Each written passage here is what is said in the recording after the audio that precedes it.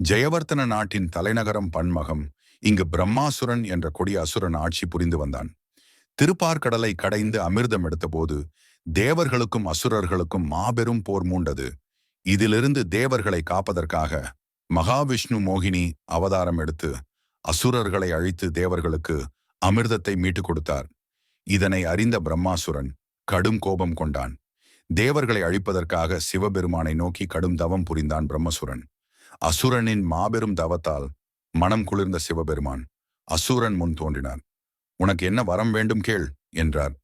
மூவுலகையும் அடக்கி ஆள நினைத்த பிரம்மாசுரன் சிவபெருமானிடம்தான் யார் தலையில் கை வைத்தாலும் அவர்கள் சாம்பலாக வேண்டும் என்ற வரத்தினை எனக்கு அருளுங்கள் என்றான். சிவபெருமானும் அந்த வரத்தினை அசுரனுக்கு வழங்கினார். சற்று நேரம் சிந்தித்த அசுரன் வரம் கொடுத்த சிவபெருமான் தலையிலேயே கை வைக்க பார்த்தான். இதனை அறிந்த சிவபெருமான் உடனடியாக அங்கிருந்து மறைந்தார். வரம் பெற்ற மகிழ்ச்சியில் பிரம்மாசுரன் தேவர்களுக்கும் பொதுமக்களுக்கும் மாபெரும் இன்னல்களை விளைவித்தான். இதனை எண்ணி மிகவும் துயரடைந்த தேவர்கள் விஷ்ணுவின் அவதாரமாக உள்ள மோகினியிடம் முறையிட்டு இந்த அசுரனை அழிக்கும்படி வேண்டினர். மோகினி தோற்றத்தில் உள்ள மகாவிஷ்ணு பிரம்மாசுரன் மாளிகையில் ஒரு நடன அழகியாக நுழைந்தார். அங்கே நடனமாடி அசுரனின் மனதை கவர்ந்தார். மோகினி அழகில் மயங்கிய அசுரனும் மோகினியிடம் தன்னை திருமணம் செய்து கொள்ளும்படி கூறினான்.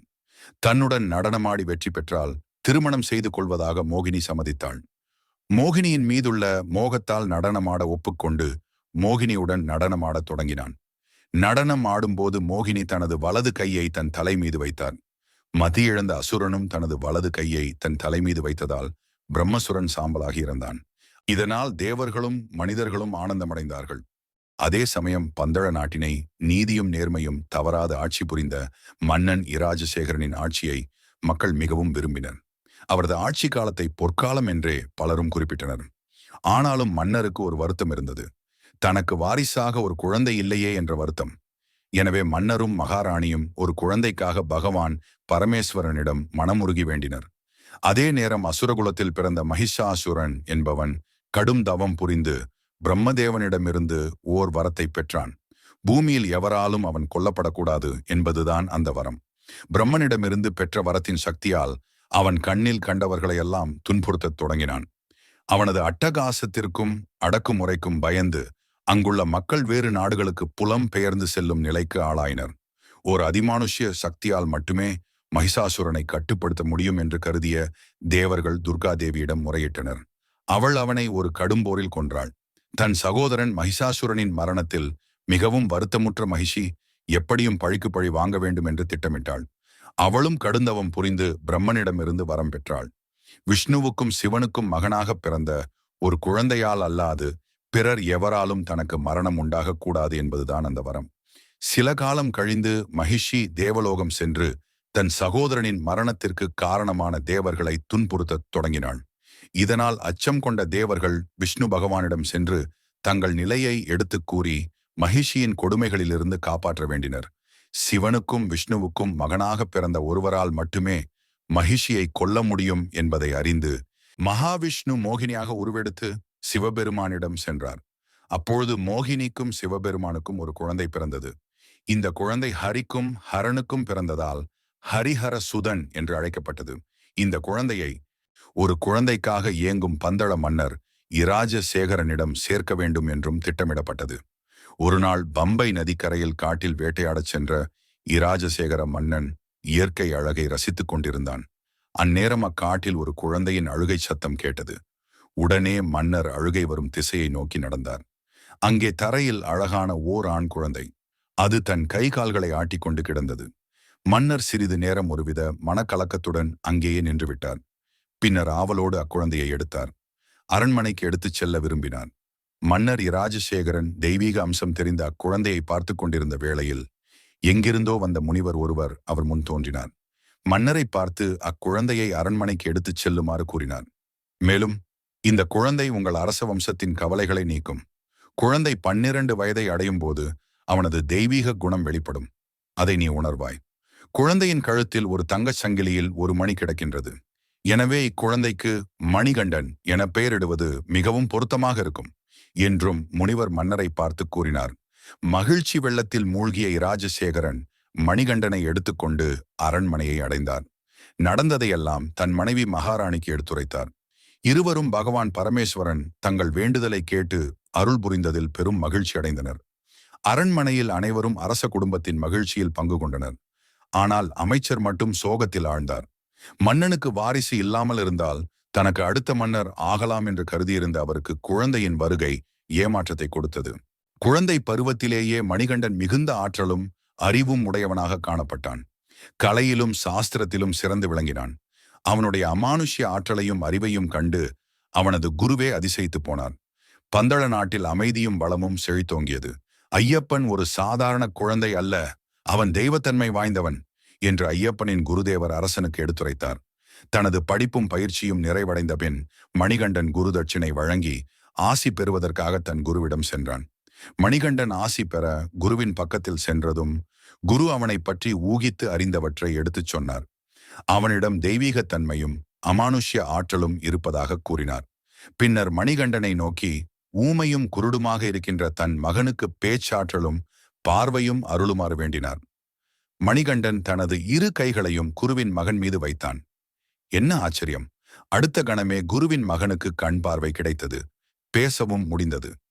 பின்னர் மணிகண்டன் குருவை நோக்கி, நடந்த இந்த அற்புதத்தை எவரிடமும் சொல்லக்கூடாது என்று வேண்டிக் கொண்டு அரண்மனைக்கு திரும்பினான்.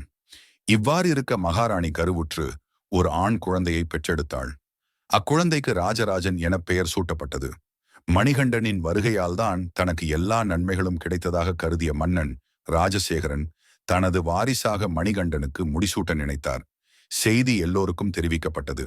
அடுத்த அரசனாக வர ஆசைப்பட்ட அமைச்சர் மட்டும் அதை விரும்பவில்லை. மணிகண்டனை எப்படியும் ஒழிக்க திட்டமிட்டு அதற்காக பல வழிகளை மேற்கொண்டார். ஒருமுறை மணிகண்டனின் உணவில் விஷத்தையும் கலந்துவிட்டார். ஆனால் எல்லா கெடுதல்களிலிருந்தும் மணிகண்டன் எப்படியோ தப்பித்துக் கொண்டான். தனது திட்டங்கள் எதுவும் பலிக்காததால் ஏமாற்றமடைந்த அமைச்சர் மகாராணியை சந்தித்து, அம்மையே, உங்களுக்கு பிறந்த மகன் ராஜராஜன் உயிரோடு இருக்கும்போது எங்கிருந்தோ வந்த மணிகண்டனுக்கு முடிசூட்டுவது முறையல்ல என்று கோள்மூட்டினார். அதற்கு என்ன செய்யலாம் என்று கேட்டார் மகாராணி.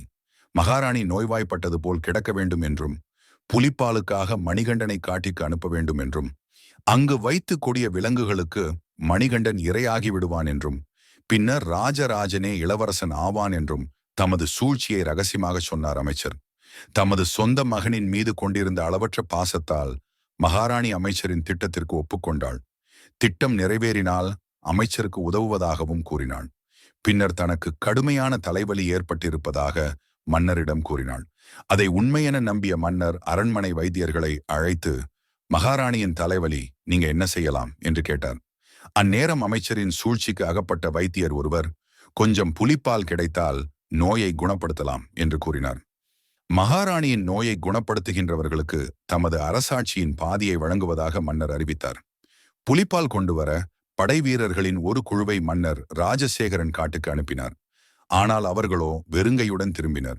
அந்நேரம் மணிகண்டன் தான் உதவுவதாக கூறினான். அவன் சிறுவனாக இருப்பதாலும் அடுத்து முடிசூட இருப்பதாலும் அவனை காட்டிற்கு அனுப்ப மன்னர் தயாராகவில்லை. மணிகண்டனோ மிகவும் அமைதியாக தன்னை காடு சென்று புலிப்பால் கொண்டுவர அனுமதிக்க வேண்டும் என்றும் வேண்டினான். இறுதியில் மணிகண்டனின் வேண்டுகளுக்கு இணங்கி அவனை காட்டுக்கு அனுப்பி வைத்தார் மன்னன் ராஜசேகரன். மேலும் தேவையான உணவையும் சிவபெருமானுக்கு மரியாதை செலுத்தும் பொருட்டு முக்கண்களையோட சில தேங்காய்களையும் எடுத்துச் செல்லுமாறு கூறினார்.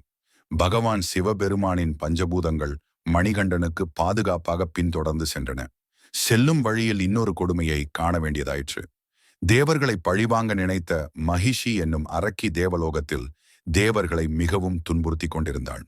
தனது ஆற்றலால் மணிகண்டன் அவளை வேகமாக பூலோகத்தில் தூக்கி எறிந்தான். அவள் அழுதை ஆற்றின் கரையில் வந்து விழுந்தாள். அங்கே கடுமையான ஒரு போர் நடந்தது. முடிவில் மகிஷி வீழ்ந்தாள். அவளது மார்பில் மிதித்துக் கொண்டு தாண்டவமாடினான் மணிகண்டன். தேவலோகமும் பூலோகமும் அதிர்ந்தன. தேவர்கள் அச்சம் கொண்டார்கள். தன்னை மிதித்துக் கொண்டு நடனமாடும் இளைஞன் ஹரிக்கும் ஹரனுக்கும் பிறந்த மகன்தான் என்பதை மகிஷி உணர்ந்தாள். அவள் மணிகண்டனை வணங்கினாள். உயிர் பிரிந்தது.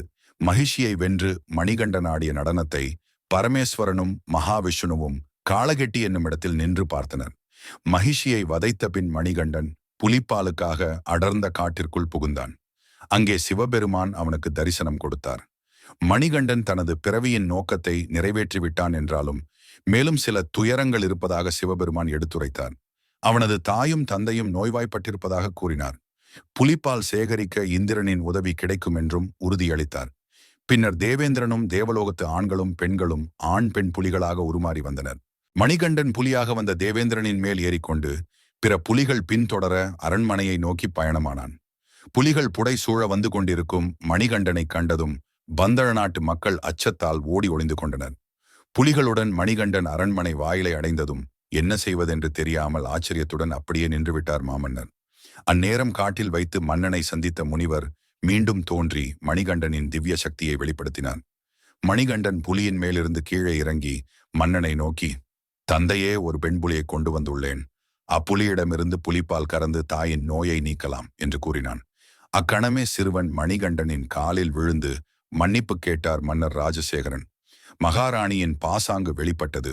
அதன்பின் மணிகண்டன் அங்கே தங்க விரும்பவில்லை. உடனடியாக காட்டுக்குச் செல்ல தீர்மானித்தான். அப்போது மணிகண்டனுக்கு வயது 12. அரண்மனையில் நடந்த எல்லா சூழ்ச்சிகளுக்கும் காரணம் அமைச்சர்தான். தன் மகன் காற்றிற்குச் செல்லவும் அவனே காரணம் என்பதையெல்லாம் அறிந்த மன்னர் அமைச்சருக்கு தண்டனை கொடுக்க தீர்மானித்தார். ஆனால் மணிகண்டன் அவ்வாறு செய்ய வேண்டாம் என உபதேசித்தான். எல்லாம் கடவுளின் நிச்சயப்படியே நடந்துள்ளன என்றும் கூறினான். தனது பிறப்பு எதற்காக நிகழ்ந்ததுவோ அது நிறைவேறிவிட்டது என்றும் அதனால் தான் தேவலோகம் செல்லப்போவதாகவும் கூறினான். மன்னன் தன்னிடம் மிகுந்த அன்பும் பாசமும் காட்டி வளர்த்ததாகவும் அதனால் அவருக்கு என்ன வரம் வேண்டுமானாலும் கேட்கலாம் என்றான். உடனேயே மன்னன் ராஜசேகரன் மணிகண்டனுக்கு ஒரு கோயில் கட்ட விரும்புவதாகவும் அதை எங்கே கட்டலாம் என்றும் கேட்டார். அதை கேட்டதும் மணிகண்டன் கையில் இருந்த அம்பு ஒன்றை எடுத்து எய்தான். அது சபரி என்னும் மலைப்பகுதியில் சென்று விழுந்தது. அங்கே கோயில் கட்டலாம் என்று சொல்லிவிட்டு மாயமாக மறைந்தான் மணிகண்டன். பின்பு சபரிமலையில் பந்தள மகாராஜா ஐயப்பன் மணிகண்டனின் ஆலயத்தை நிறுவினார்.